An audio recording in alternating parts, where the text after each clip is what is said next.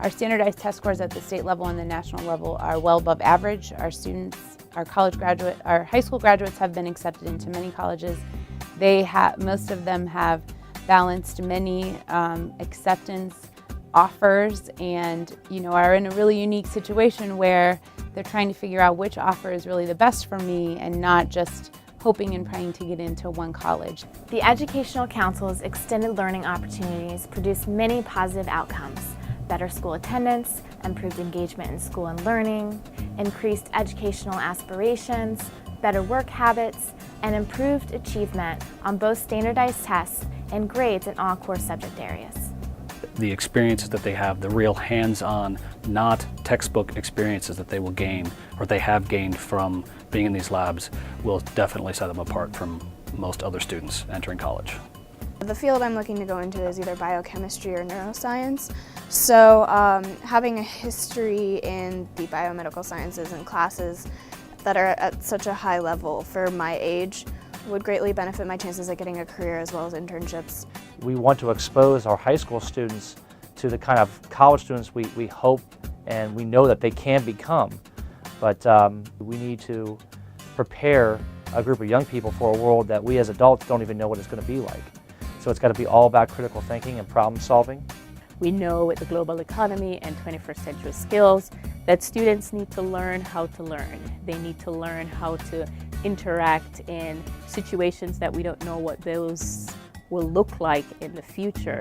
And a project-based environment provide all those unknowns that students will be facing in the future. I got to learn in my Introduction to Engineering Design class a lot of applied mathematics, applied design, and I really enjoyed that, and I really liked being able to sketch out all my designs and use computer programs to turn those into 3D creations.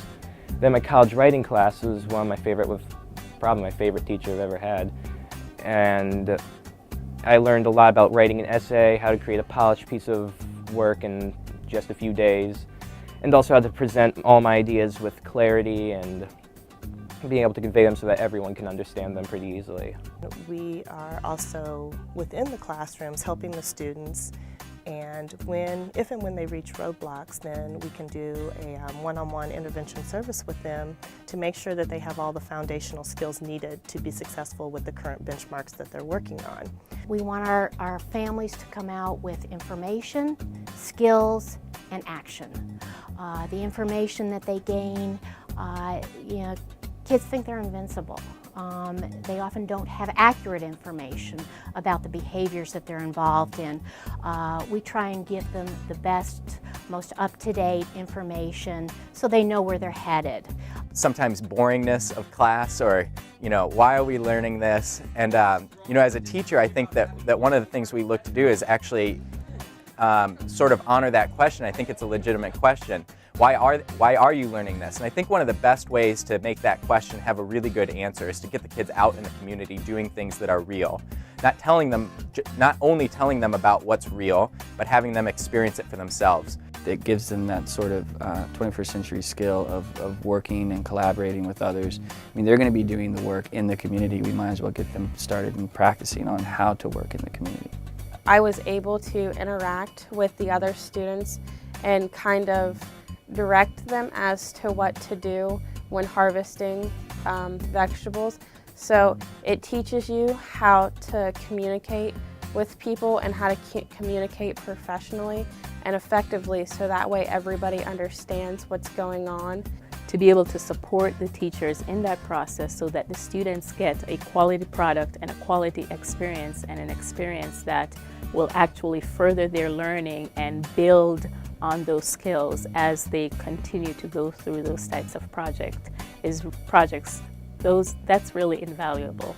The students' ability for critical thinking, for collaboration, for communication, it's actually, absolutely tremendous. The students they run the show. I'm there as a coach, but I basically let them run it and they take care of everything, and they've done a fantastic job. We're really developing the whole human being. It's not just about knowing certain things, although knowledge is important, and it's not just about developing certain skills, although skills are important, but we're about really developing leadership, confidence, direction and focus in children's lives so that these young people are coming out of our program, going into the world knowing who they are and knowing what they want to do in the world. When you think about the Educational Council, you think about innovation, healthy choices, and creativity in ways that people don't normally, it's outside the box. It's not something that's normally thought about. We have a way of working partnerships that are triangulated between higher ed, business, and school-based entities or organizations. We try hard to make sure that the partnerships lead to something that's going to make a difference for children and for our schools. The Educational Council has provided programs that not only helped us advance our education, but helped get the entire community involved. The first thing that's really pops into my mind is the Growing America program. The Growing America market is a market that has allowed us to reach out to the community and sell locally produced foods to the entire community. Something that's not only fundamental in the community's sustainability, but also fundamental in just the community coming together and building each other up. And so the Educational Council has provided a lot of opportunities for us to really build on that and to do that. Mosaic couldn't really exist without the Educational Council.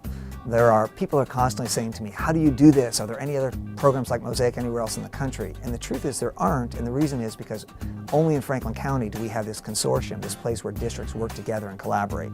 And it's that collaboration, it's the partnership between districts that allows us to have a cross-district program.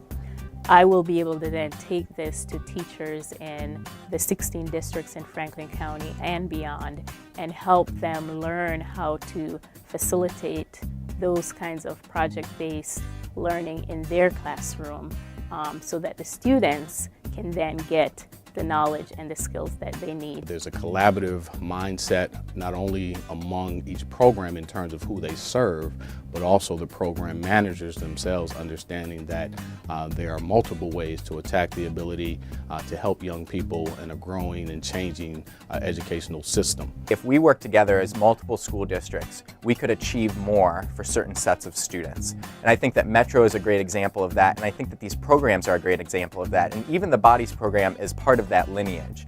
And what we're doing is we're taking a program that Metro started, we're linking up with Westerville City Schools, and it's better than it ever could have been with either of us doing it singularly. So that sort of spirit of collaboration, that spirit of partnership, that spirit of pooling resources together for the greater good, I think is something that's ingrained in the history of the Educational Council, and I'm proud to be a part of it.